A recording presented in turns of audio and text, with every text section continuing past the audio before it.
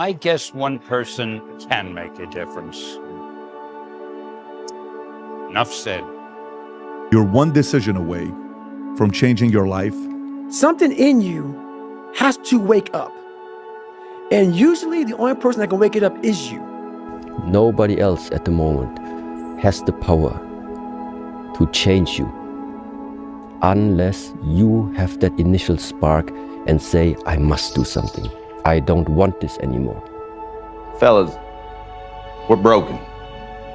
We need to change. And look, I know change can be scary. Most of the time, change is a good thing. I think that's what it's all about. Embracing change. Being brave. Doing whatever you have to so that everyone in your life can move forward theirs. Because yeah, nothing changes and nothing changes, man. You need to wake up and understand that your family, your future wife and kids, their future depends on the decisions that you're making right here and now. And I can't allow you to throw away your whole life and the potential that God gave you. It's time to wake the hell up, get up fucking early, go to the gym, and change. Right now in life, your family's looking for that one guy right now. You're looking for that one guy who's strong, who's that pillar for the family in hard times. Make sure they look around and find you. These are the times right now for you to step up. Be that guy that can take anything. You've attracted the things to you because of the person you've become. Now I said, well, how can I change all that? He said, very simple. If you will change, everything will change for you. You don't have to change what's outside. All you've got to change is what's inside. To have more, you simply have to become more. And then he said, don't wish it was easier, wish you were better. Don't wish for less problems, wish for more skills. Start working on yourself, making these personal changes. And he said, it'll all change for you. These are the years when a man changes into the man he's going to become the rest of his life. Just be careful who you change into. Remember, with great power comes great responsibility. Take the path of maximal responsibility. Not because you should, even though you should. That's not why. It's because that's the pathway of maximal adventure. So you say, well, what's the meaning of life? It's like, it's the meaning that reveals itself when you take the pathway of maximal responsibility. The greatest possible treasure is to be found where the danger is most intense. And my three questions are, what do you want? How badly do you want it? And how much are you willing to suffer? And very often, everything revolves around the first question, what do you want? Because a lot of people are unclear what they want from life. They don't sit down and think through. We are writing our own life story every day, and yet we don't think about it. Who do we want to be? Where do we want to live? What life do we want to lead? When we've finished our life, come to the end of our life and look back, what do we want to say that we've done? Turn your feelings off when it comes down to you wanting to be better. What that means is when that alarm clock goes off, your feelings got to go away. You're lazy. You know exactly what to do. Exactly what to do. It just sucks doing it. Stop complaining about the results you didn't get from the work you didn't put in. The only way to become more successful than most people is to be willing to do something most people aren't willing to do. Everything that hurts you, find a way to overcome it. Everything that you feel is difficult for you, find a way to still do it. As long as you can do the things, stop listening to the mind. I look at people's lives and I say, what makes people successful? What I found is, in my own experience, is the number one ingredient is hunger. If somebody's got a hunger that doesn't go away, not a hunger to lose some weight for the summer, I'm talking about hunger to be more, to do more, to create more, to become something, to give something that matters. That kind of hunger, anybody who has that component that's alive in them is going to succeed. And hunger, though, usually comes from not having things go so well. In order for something new to come, something old must go. And that old can sometimes mean let go of what you know until now. Listen, if you leave things the way they are now, you'll regret it for the rest of your life. I said it before and I'll say it again. Life moves pretty fast. You don't stop and look around once in a while, you could miss it. Real reality is, no matter how much emotion and feeling you may have or how much hurt you may have, life has to go on. Life doesn't stop for anybody. So if you don't process that and understand that, you're stuck in whatever time period you got hurt forever. Every day is a new day. Every moment is a new moment. So now you got to go out and show them that I'm a different creature now than I was 5 minutes ago. Because I'm pissed off for greatness. Because if you ain't pissed off for greatness, that means you okay with being mediocre. There ain't no man in here okay with being just basic. So let's do what we do tonight. There isn't any past, there isn't any future. Now's it. That's it. When the sand's gone, it's gone. Now you see there's more sand in the bottom of the glass than there is in the top. Here, boom, I can turn it over. Now I got more sand in the top than the bottom.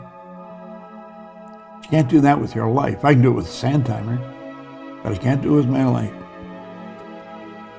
But I can be more effective now by making up my mind I'm going to be. And that's what I recommend you do. Don't waste your time. Do you know that everybody alive gets exactly the same amount of time we get all there is? It's what we do with it that makes the difference. Don't waste your life. Set your goals high. Quit thinking about what's wrong. Start thinking what's right. Committed to your dream. Yes, committed to your dream. Anybody can dream it, but you'll never see it until you're willing to be committed to it. The point being, if your 20s, do all of that. Work day and night. Really? Do as many things, learn as much as you can, fail as often as possible. What about work-life balance and your 20s? Fuck it. Because that's the time to put in the hard work. Your work-life balance actually comes out later. I don't care what you're going to do, but go out there and make something of yourself for God's sake. Be an honest person and work and get to the top of whatever it is that you want to get to the top of. And then stand up for yourself like a respectable human being and be a bit of a light on the world instead of a blight. You better make sure in the next season of your life that the person who walked away from you know what they're missing. You better do something so strong and so big with your life that they have to sit on the couch and say, that's the one that got by. Man, I should have just stayed in there a little bit longer. I should have been a little more patient. I should have prayed a little bit harder. Do something with your life that makes them regret turning you away and turning you over. That means getting better and not bitter. Your haters are out there holding their breath, waiting for you to fail. Make sure they suffocate. Remember this, is that people are time wasters, and the great majority of people have no goals, they have no priorities, they have no plans, they have no concern about becoming successful, and they think that you're the same. They think because their time isn't worth anything, that your time isn't worth anything also. You're quite different from other people, and you shouldn't be comparing yourself to them because they're not like you. You know, they don't have your family, they don't have your temperament, they don't have your troubles, they don't have your abilities. People laugh at me because I'm different. I laugh at them because they're all the same.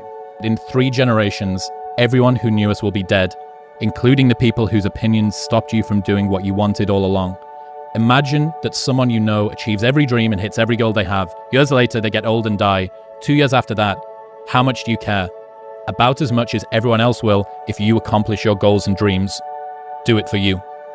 Be the hero of your own movie. If your life was a movie, and it started now, forget about whatever financial disasters you've had, personal failures, relationship failures. What would the hero of your life's movie do right now? Do that. Do those things. We define ourselves far too often by our past failures. We look at our past and we say, well, that's me. That's not you. You are this person right now. You're the person who's learned from those failures, and you can choose to be the hero of your own movie right now. Write down your goals. Write down things you want to improve. Write down things you won't tolerate from yourself. Write down things that you've done in the past that you never want to see yourself do again. And go forth from here as the hero of your own movie. Build momentum. Build confidence and momentum with each good decision that you make from here on out. You can do it. Anyone can do it. We live in unique times. If you can get a mental image of the person you would most like to become, begin now to act as that person would act in everything you do.